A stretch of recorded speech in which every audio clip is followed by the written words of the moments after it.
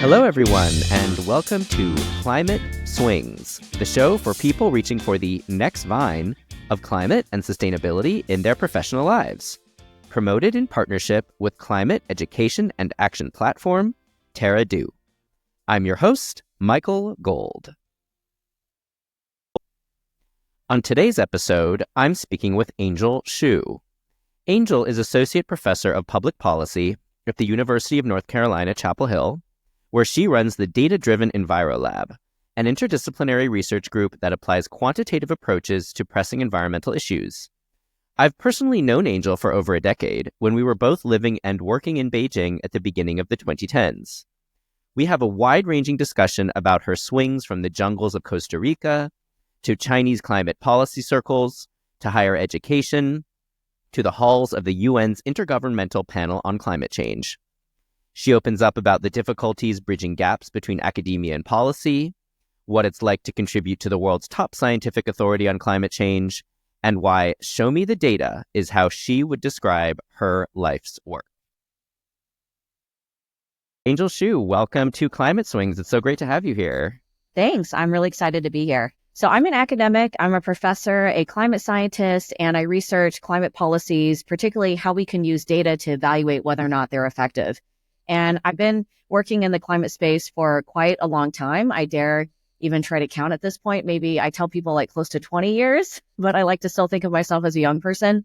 And you might look at my career and say, oh, it seems like it's a pretty straight shot, but I don't think it really was, because I never really had anyone in my family who served as a template for what I'm doing now in my career as an academic. No one in my family got a PhD. They didn't go into academia. My parents were immigrants from Taiwan, so they came to the United States for graduate school, and they studied computer science and physics and engineering. So it was really coming from these very technical backgrounds, and that's what they encouraged me and my two sisters to pursue in our careers, which was science, or for my sister who was like terrible at math and science, they wanted her to become a lawyer. And I realized very quickly as I was in undergraduate, in my undergraduate studies, that like I didn't want to become a lawyer. And so, but I had always had this interest in environmental science and climate change. So my sixth grade science project was on the greenhouse gas effect. And I remember I had these little hydroponic solutions, and I was able to alter like the chemical composition of these different solutions. And then one of them had altered carbon dioxide exposure. And so wanting to understand like whether or not that could actually act as a fertilizer to help these plants grow faster. And of course, the conclusion is yes, because plants take in CO2 and then they use that to generate glucose and energy. And then they, of course, output oxygen for us to breathe. So I always had this interest. And then when I was in college, I thought I would be like a hard science, a chemistry major. But I realized that like being in a chemical synthesis lab was not really that interesting for me. And so I applied for a program called National Science Foundation Research Experiences for Undergraduates. And that dumped me into the middle of the rainforest in Costa Rica. And it was just an incredible, incredible experience. It was so eye-opening because I was like living amongst the howler monkeys and in the jungle. And, I was studying these plants with these insects and their interactions. And I left that summer thinking this was awesome, but who's really going to care about this rainforest if it's not protected, if it's no longer existing in 10, 20, 30 years for other students and researchers like myself to really learn from and enjoy. So that's when I pivoted from my chemistry major and I said, okay, I'm going to do biology because I still want the scientific training and I want that pedigree and I want to be able to have that understanding of biological and ecological systems. But then I also added political science, realizing that I wanted to have like that type of policy training and that policy lens to really understand how we can, conserve these areas. And so in graduate school, you essentially started studying how climate change affects society. Is that correct? Yeah. So I went to a small liberal arts college here in North Carolina called Wake Forest. And at that time, many universities and still many universities today don't necessarily think about climate change as its own field of study. So I had to kind of pick and choose climate related classes in economics. I took like natural resource economics. And then in my biology major, I took chemistry and physics of the environment. And then there wasn't really anything on environment for political science, but I still wanted to have that training. And when I finished my undergrad, I was like really yearning for something that could really cross across these disciplinary lines and really help me think about what it means to actually do environmental policy. And so exactly as you say, this intersection between society and climate. And so then I did a master's at the University of Cambridge in environmental policy. And that really gave me a more well-rounded understanding of how do we actually address environment and climate change issues from a more holistic and interdisciplinary viewpoint. And that really, I think, opened my eyes to the fact that, oh, you can't really solve this problem just from biology alone or from physics alone or even from anthropology or political science. Like you really have to think about these problems in a new way and think about how you can combine approaches or methods or data or various lenses to the issue in order to really try to tackle what's been now referred to as a super wicked problem, which is climate change and the climate crisis. And how did you decide to go into academia sort of as your career and sort of as your lever for change? Yeah, that's a great question. And it was never in the cards. I mean, when I did my master's, I remember seeing the PhD students and thinking, oh my God, they look so miserable and really pity, saying, I definitely don't want to do this because they would be locked in a room by themselves and just left with their own thoughts. And like, I'm an extreme extrovert. To me, that sounds like my worst nightmare. And so after that, I said, you know what? I don't think I'm going to do any more school. I'm going to actually move to Washington, D.C., and I actually want to work in policy. So then I landed in DC and my family was like, what are you doing? Like, this is completely crazy. You don't know anyone in DC. You're never going to get one of these fancy policy jobs. Because, you know, DC has like more per capita people with master's degrees and like masters of international relations and policy than anywhere else in the world. And so they really cautioned against just going there without knowing anyone. But I did something similar to what you're doing and sharing stories. I said, you know what, let me try. I know I don't have much of a network, but I'm going to try. So it was like friends of cousins I was reaching out to and saying, hey, you work at this environmental think tank or you do this policy job. Like, can we have coffee? Can we have a conversation about how you got there? And that was super helpful because those people that I had just met and moving to DC were willing to act as mentors for me. And so then I applied, I think, to maybe like 40 or 50 different environmental think tank jobs, like wanting to stay in the public sector. But then I also applied to a couple like consulting jobs just to see like what case interviewing was like and other, I applied for a couple of private sector jobs. There was one like company that was trying to create like carbon offsets. And then I ended up really narrowing my job search to climate because, you know, when I was just like writing these generic cover letters, I realized that wasn't really getting me a lot of callbacks. But then when I started to think about in grad school and then undergrad, like what were really the issues that were really that really stood out to me and that really seemed like they needed a lot of focus and a lot of energy and a lot of work. And that really was climate. And so then when I started to recraft my cover letters to say, this is what I've done on climate change, this is what I observed in my studies. And then I immediately got like 3 interviews for in-person interviews. You know, this is before Zoom and like Skype and all that kind of stuff. So that, so I got really lucky and landed my first job at the World Resources Institute. At that time, they had one office in DC.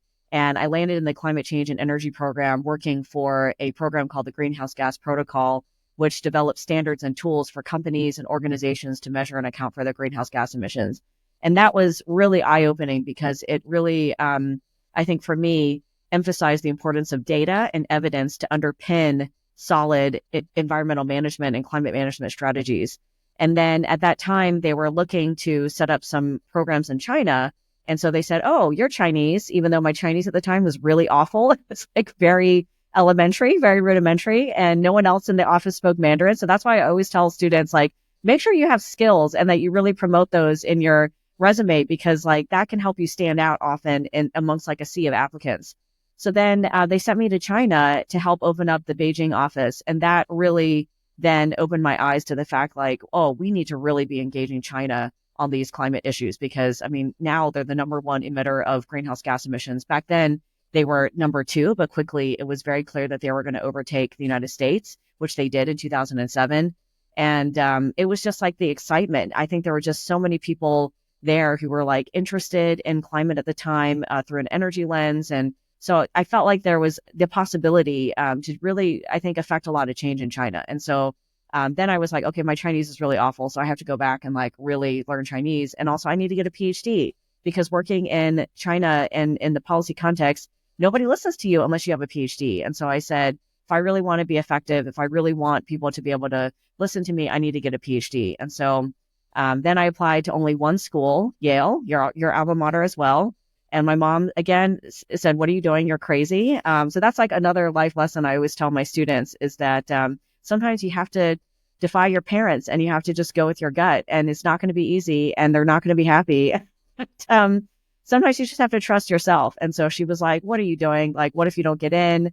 You need to apply to other schools. And I said, I really don't want to apply to any other schools. Like, I'm not convinced that a PhD is really for me. And if it works out, then that's great. If not, I stay at a job that I love and I'll just move to China.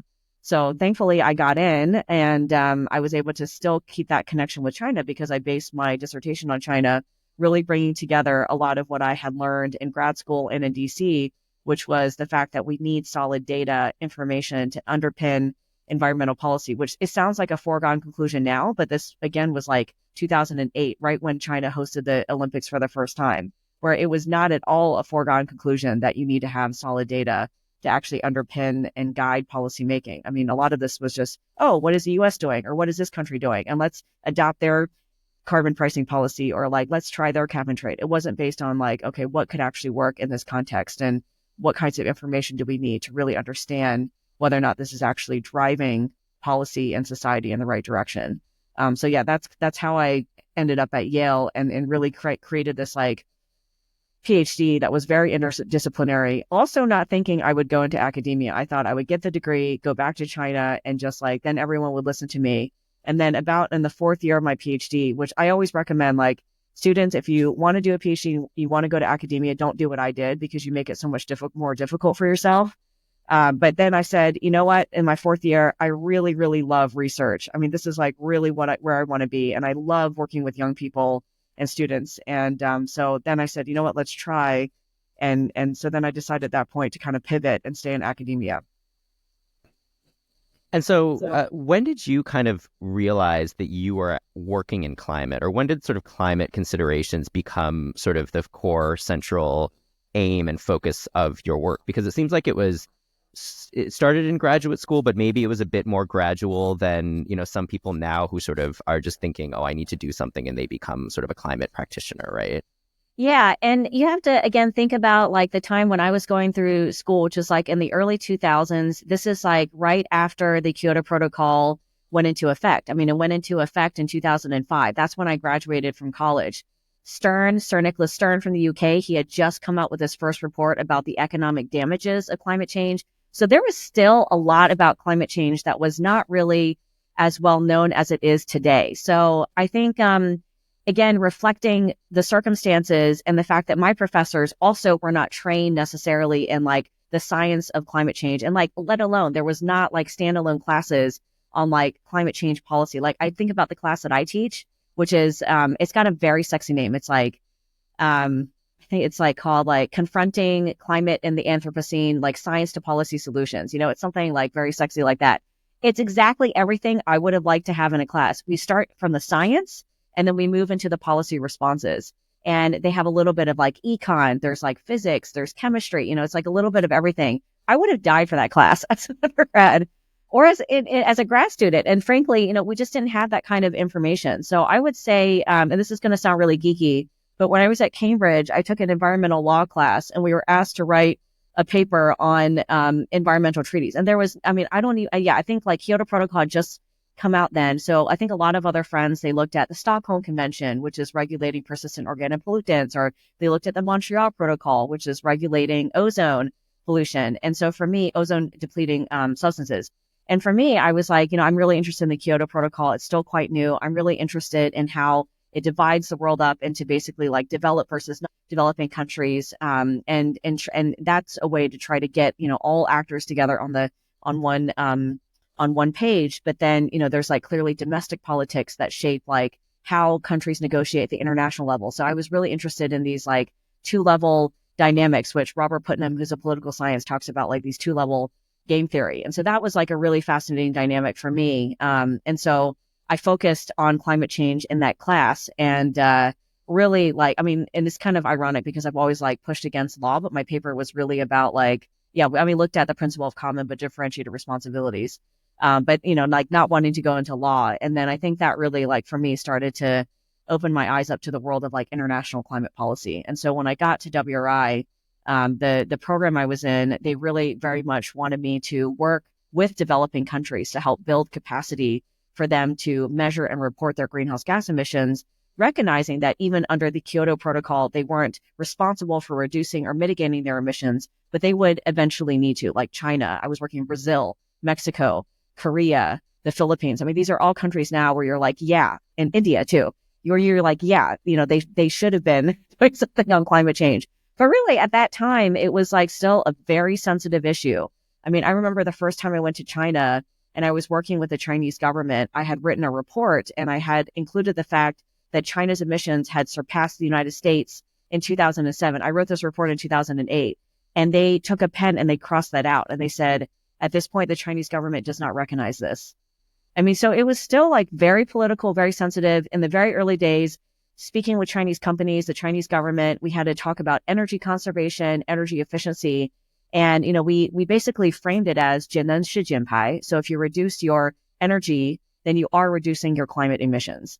That was like the motto we had put in our like opening line to try to engage Chinese companies, because they didn't want to talk about climate change. Like, it was very sensitive at that time, and they didn't want to be seen as having any of the same responsibility that developed countries like the United States would have under the Kyoto Protocol, because it meant that they would have to then take on all these costs to reduce their emissions. So I think that was like really, I think a turning point for me, was being in that law class and then studying the Kyoto Protocol and really like understanding how that's like shaping then international dialogues and discussions on climate change, and then really wanting to understand that dynamic better, particularly from the global South and the Chinese perspective. Did you find that, I guess, in the academic and the think tank community at the time, sort of in those early days when you started focusing on climate change, what was kind of the sense of urgency around the problem? Because it seems like from what you're describing that it was sort of one environmental problem among many. And I presume that's changed since that time, right? Yeah, exactly. I mean, it was interesting because at that point, there weren't a whole lot of think tanks. Like, I'm thinking about like WWF, and I mean, I believe NRDC had a climate program then, but I don't remember WWF having a standalone climate change program like Environmental Defense Fund. They had maybe some folks working on climate, but yeah, it wasn't like this whole on, we need to have a standalone program on climate, and we need to think about how climate cross cuts all these other issues, including like biodiversity and water and pollution. I mean, it really does now, if you have these conversations in policy and in the nonprofit sector, it's all about like, how can we link this particular issue to climate and talk about co-benefits? I mean, co-benefits that was thrown around quite a lot, like, oh, if you tackle climate emissions, then the sources of those emissions are also generating air pollution. And so thinking about the two in terms of co-benefits, but it wasn't as like, now I think it's like a lot more just like common to confront people in these spaces where they have already made those connections. Whereas I feel like back then we were actively trying to make those connections for people, and and even in the policy circles. And it was also, I think, at that point, like very domestically focused. So during that time, like 2007, 2008, that's when we had the first comprehensive climate legislation, the Waxman-Markey bill that passed the House. And that was like so incredibly exciting. And I tell my students now, like, imagine if we had actually passed that bill in the Senate, how much of a difference that would make in terms of where global emissions, where U.S. emissions, and where we as a society would be with respect to the climate crisis today. It would made such a huge difference. And that was the time that I was in D.C. and working on these issues. And it sounds like, just from your own personal perspective, you've made climate like a much more central focus of your career. And it's essentially kind of the top sort of line of your bio at this point.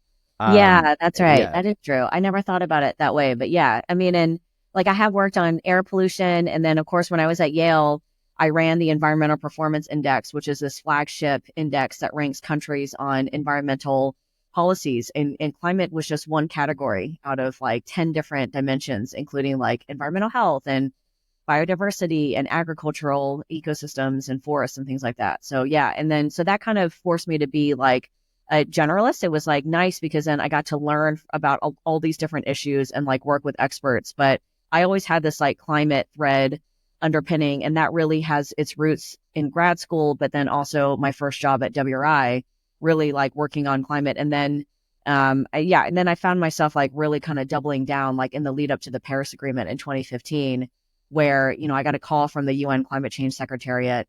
And they were like, we're really interested in this emergence of like private companies and financial institutions and some national governments that are also making their own pledges on climate change, but we don't know how to manage it. We're really worried about greenwashing. If we elevate what all these different companies are doing in Paris, like, is that going to detract away from like a very solid national government Paris agreement that we really want to get secured? Or so is it going to be a distraction? Is it going to fragment? And so they really wanted me to do some data analysis to help support the emergence of all these different actors. And I think that's really where was an inflection point in my career of saying, okay, you know what, I should go back to like what, like really got me into the environmental space in the first place, which is climate. And then realizing how just gargantuan the challenge is, and then how it's really an all hands on deck effort. And that really, I think, forced me to really focus and pivot on, like focusing on particularly like this area of non-state and subnational climate policy and how we can use data to evaluate what these actors are doing. And so, I would say that that's true. And now, climate is a pretty prominent part of my byline. And have you sort of found, because something you hear a lot, I think, in the sort of climate dialogue is that climate underpins all kinds of other problems, not just environmental problems, but various social problems and economic problems and whatnot. 100%. How do you, so is that something that you sort of buy into? I mean, is that something that you would promote, like that idea that climate is really sort of like the foundational, almost environmental problem kind of our time? Yeah, I mean, I think absolutely. And there have been many different ways that different scholars and people have talked about it. Some people call it like a force multiplier, and or a perfect storm, where it just kind of is this confluence of all these different challenges that kind of all merge together. And so that's, I think what makes climate change particularly unique compared to some of the other environmental challenges like biodiversity loss, which you can tie perhaps to like habitat destruction. And, some of that can be due to climate change, but a lot of it can be due to like human caused forces, like through agriculture or just deforestation, for example. So I think, and then you just, like I think about my lesson on climate impacts and like literally on all the different impacts. It's just, and like health, and you think about like, conflict, and you think about social instability. And as you said, like economic instability. I mean, COVID was a perfect example of this, where during that time, and then also because of droughts and like heat waves in China, it disrupted supply chains.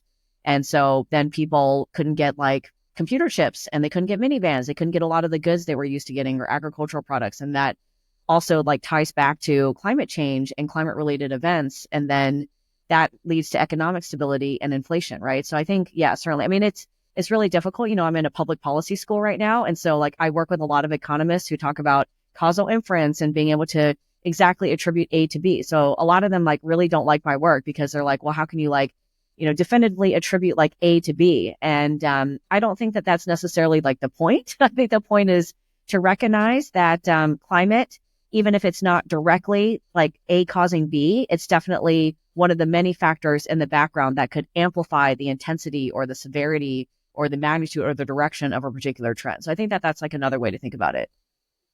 And so now you run a sort of data-driven climate lab, basically, or environmental lab at UNC.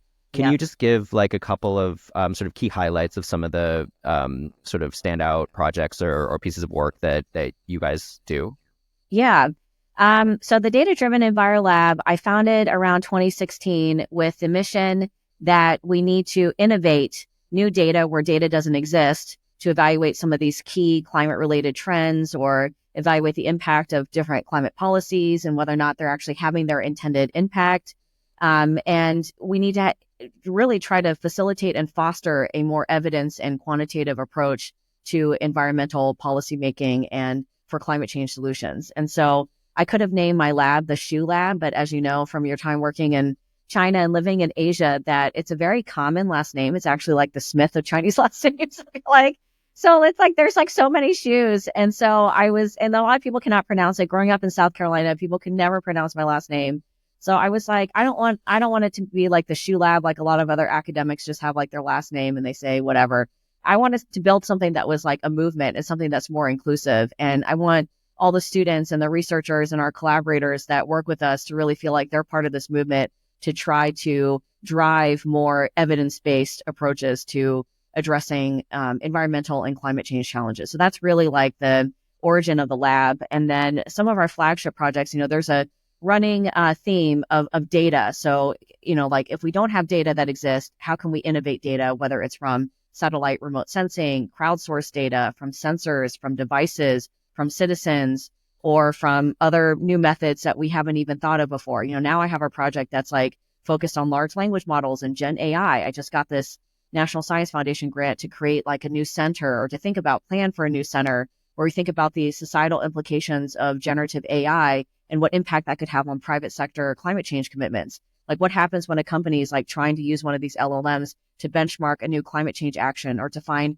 what their sector is doing. And they're confronted with hallucinated, right? Or frankly, greenwash content. What happens then? And how do we develop appropriate benchmarks to evaluate the accuracy was being generated from ChatGPT or Gemini or a lot of these Q&A tools? So that's like also just entering a whole new like X factor into all of this, like AI.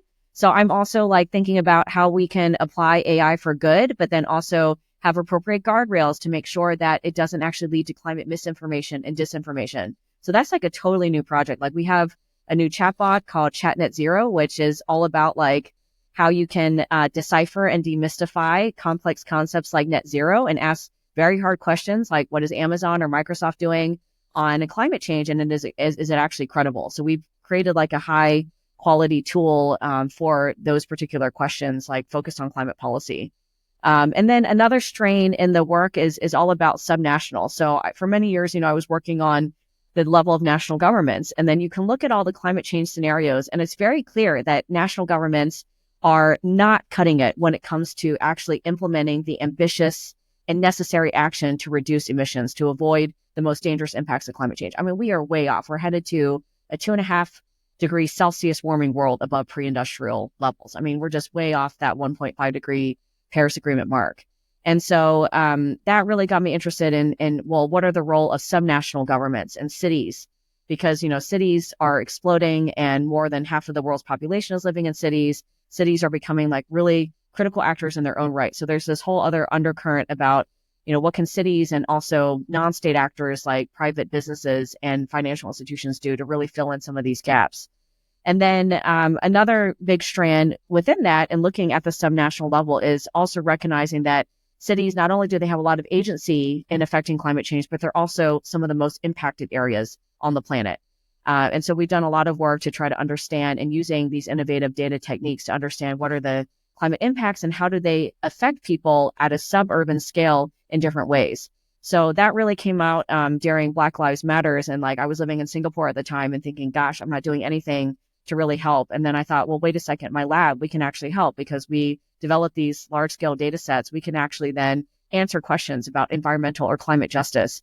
And so that work, I mean, I really had like no credibility in that space. And like, I don't consider myself like a justice or an EJ scholar, but I kind of feel like similar to climate change, everybody needs to be doing whatever they can, even if they're not like an expert, right? Like, I think if you're trying to contribute, if you're trying to help the movement in any way, I think that that's a net positive. And so then I was like, okay, can I use my data to evaluate whether or not we're seeing systemic environmental racism in cities and exposing poor and minority communities to higher levels of heat? And how can we develop high resolution models to do that? And then thankfully, I got a very large NASA grant last year to actually do that. So after many years of applying for a lot of funding to try to establish credibility in the space, finally was able to get some funding. And so now we're doing this super cool project. We're partnering with the city of Durham.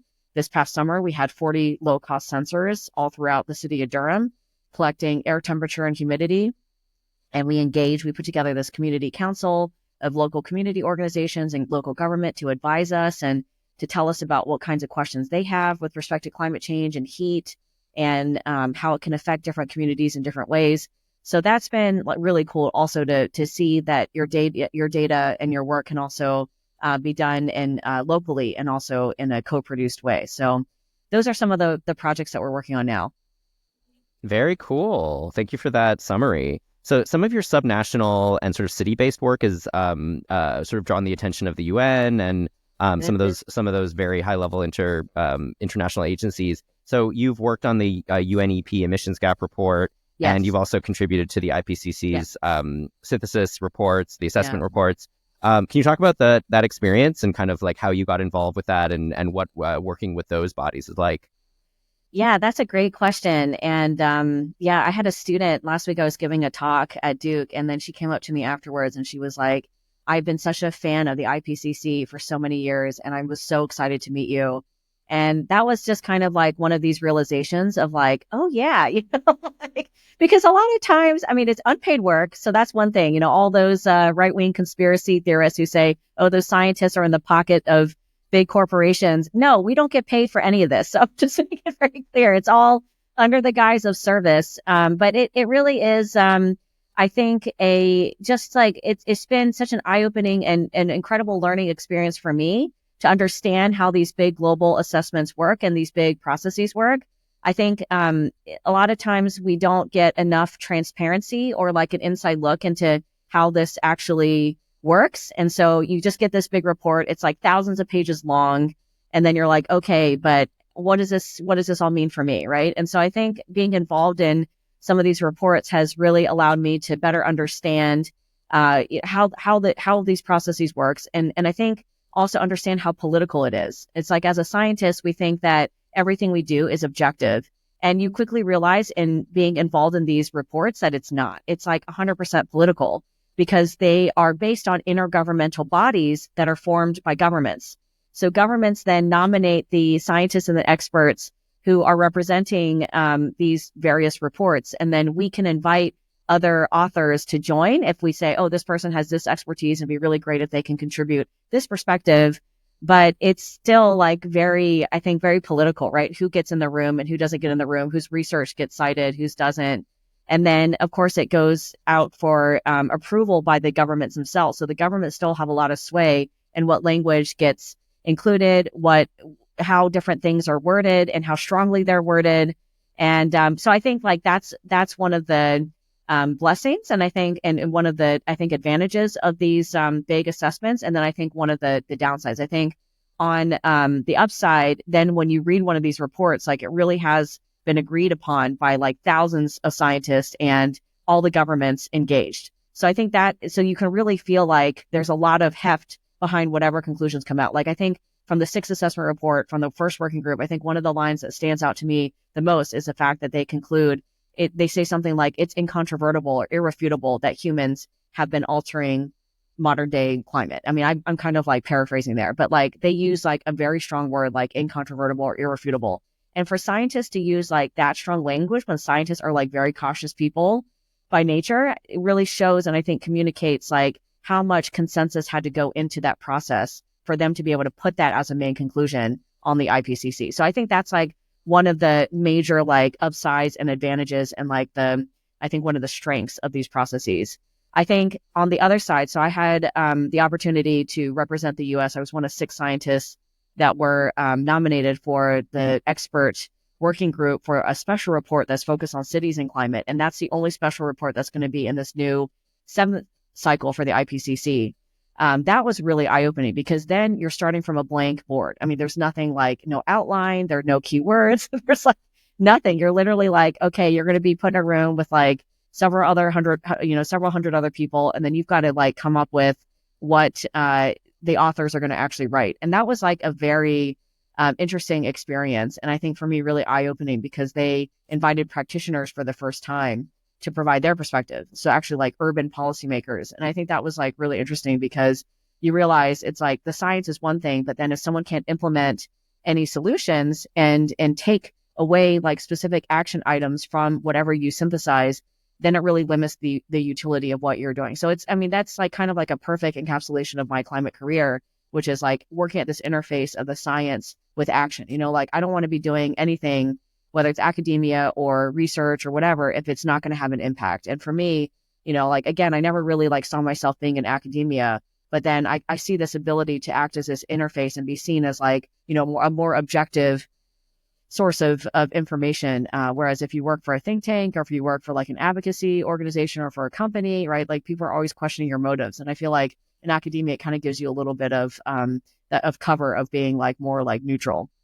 But yeah, I think it's been really like incredibly eye opening. And I think it's been just such a privilege to have a seat at that table. So I try to like talk about that experience as much as possible, like in my classes or in lectures or like one-on-one with students. Because I think it's just, only a few number of people get to actually participate and contribute to these processes. And you obviously kind of been at the sort of intersection of science and society for like pretty much your whole career. So when you come into that process and you see that it's like heavily politicized, I presume that's something that's sort of like a needle that you're probably able to thread maybe a little bit better than like your hard science colleagues. I thought so, but I was unprepared this last April meeting. I mean, it got like really tense and really ugly in some cases. And like, I was like, whoa. Oh, wow. Yeah. But do the hard scientists get sort of more, are they kind of caught off guard a little bit more by the level of kind of involvement of sort of non-scientific actors?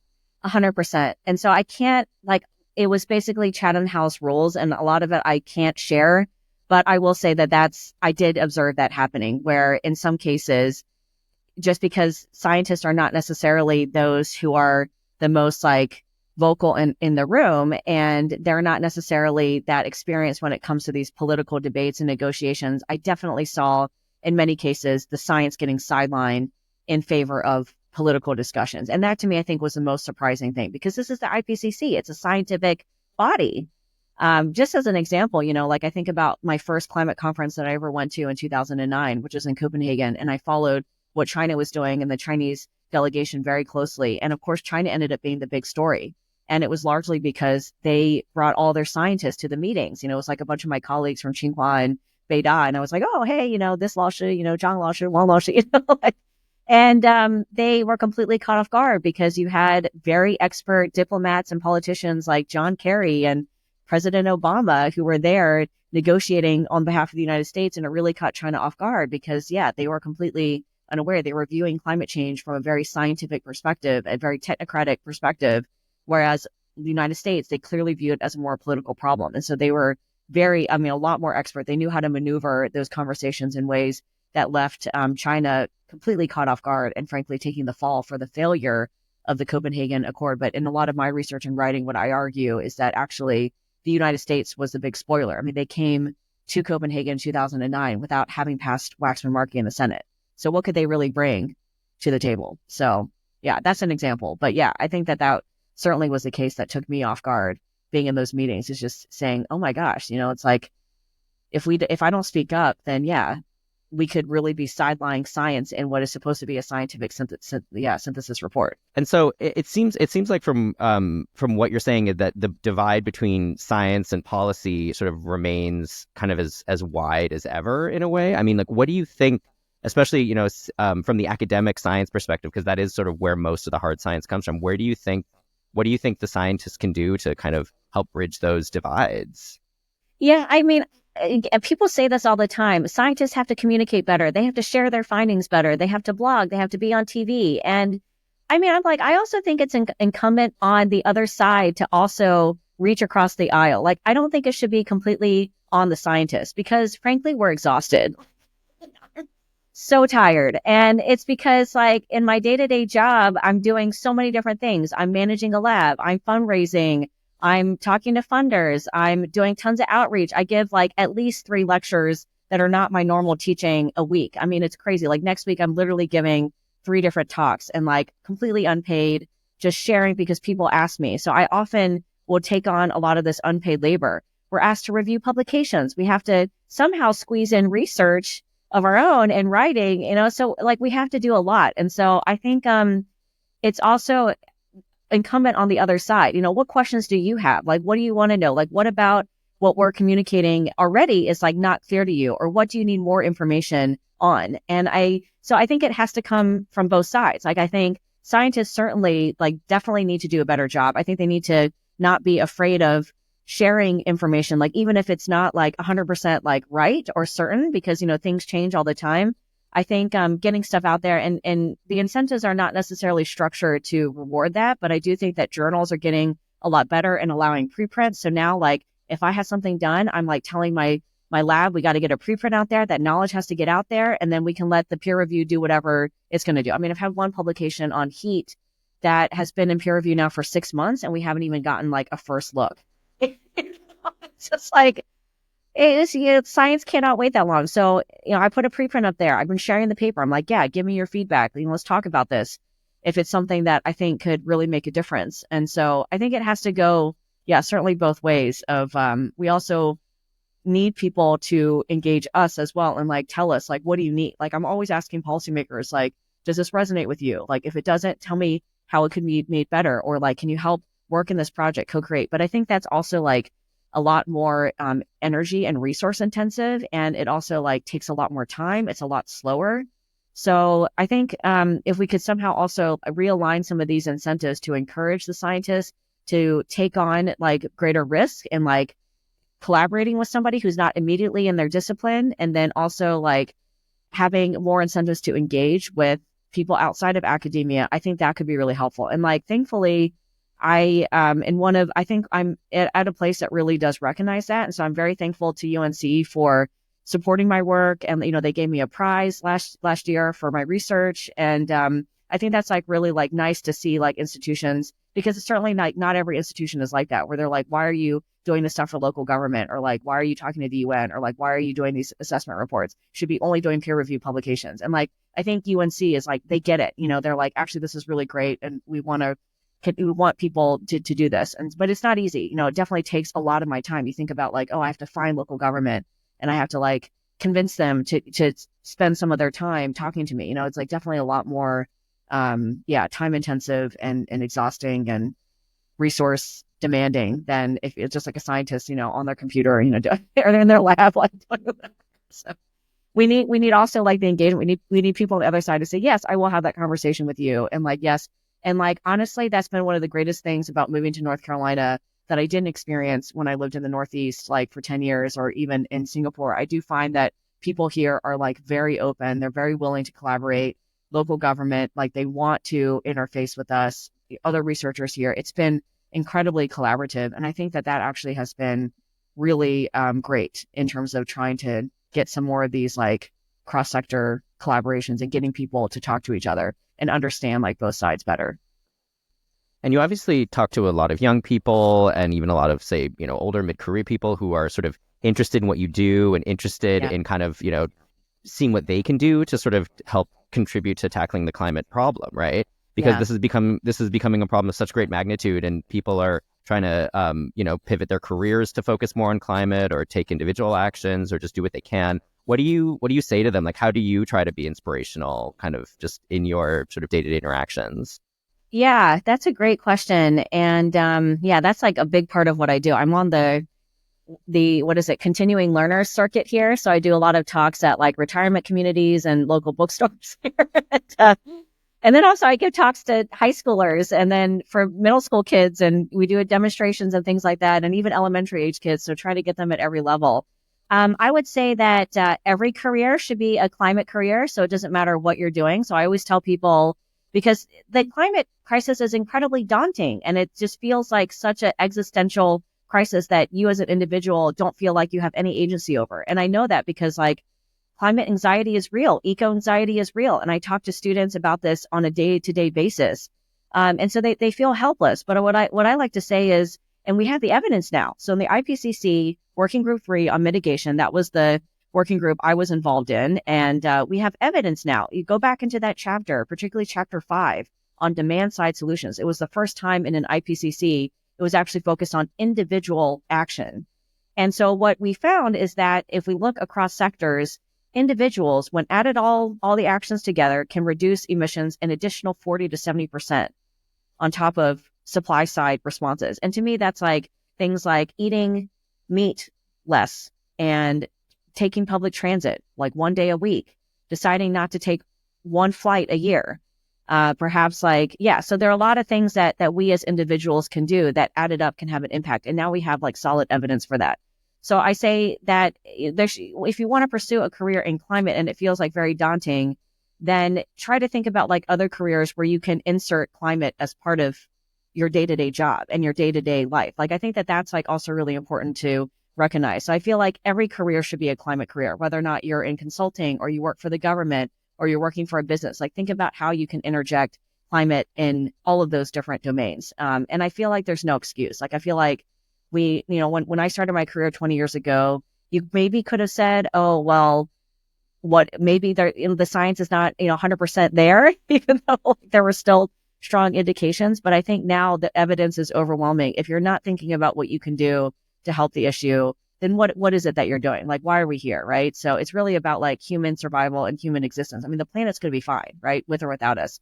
We know in geologic time over millennia, the Earth has recovered. It's going to be fine. But it's really like humans and our future generations and their future generations that are really going to be affected. And so thinking about how in your day-to-day life or in your career, like how you can interject climate, I think that that's like what could really make a difference. And so, like now we're at this point where it's an all hands on deck, all of society effort.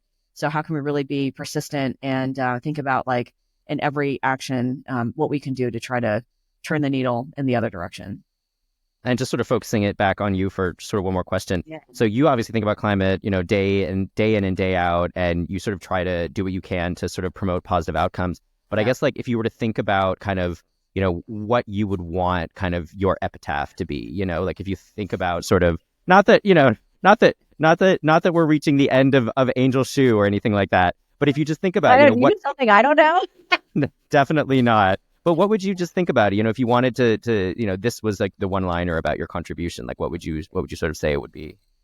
Yeah, so we have, actually I should show you my, I can send you one if you give me your address, but we have a lab. I just made these stickers one day when I was waiting for a postdoc. So I just made this on Canva. But yeah, show me the data. I feel like this is like kind of my tagline. I'm in so many conversations all the time where somebody says something or they say, oh, well, we should try this or this doesn't work or blah, blah, blah. And I'm always like, show me the data. Just show me the data. So I kind of feel like that might be my epitaph is she asked for the data. And she got the data. And she got the data or something like that. Yeah. Or like she was really annoying and persistent and never left me alone until I gave her what she wanted. So yeah, that would also be like another piece of my advice is just to be persistent, to be really, Christiana Figueres, who's a former secretary at the UNFCCC, I have a t-shirt from her, which is like stubborn optimist, like that's her whole thing is like be stubbornly optimistic because like, yeah, the indicators are all pointing in a very negative way. Climate crisis is here. It's getting worse.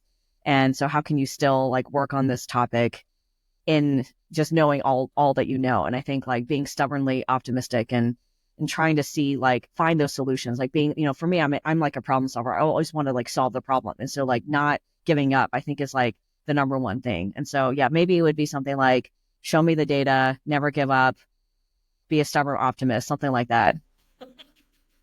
But I'm going to be cremated. So I don't think I want to take up more room. Just want All right. I think we will end on that note. Angel Shoe, that's very grim. Thank you so much for appearing on Climate Swings. This was wonderful. Thank you. Climate Swings is produced, hosted, and edited by me, Michael Gold, with promotional support from climate education and action platform, TerraDo. Opinions expressed on the show are exclusively those of the guests and do not reflect the views of TerraDo, its founders, or employees. Show notes, transcripts, and other material can be found on the show website, wordclouds.consulting/climate swings. If you liked this episode, please rate and review it, subscribe to the Climate Swings YouTube channel, and please spread the word. Thank you for tuning in and have a lovely day.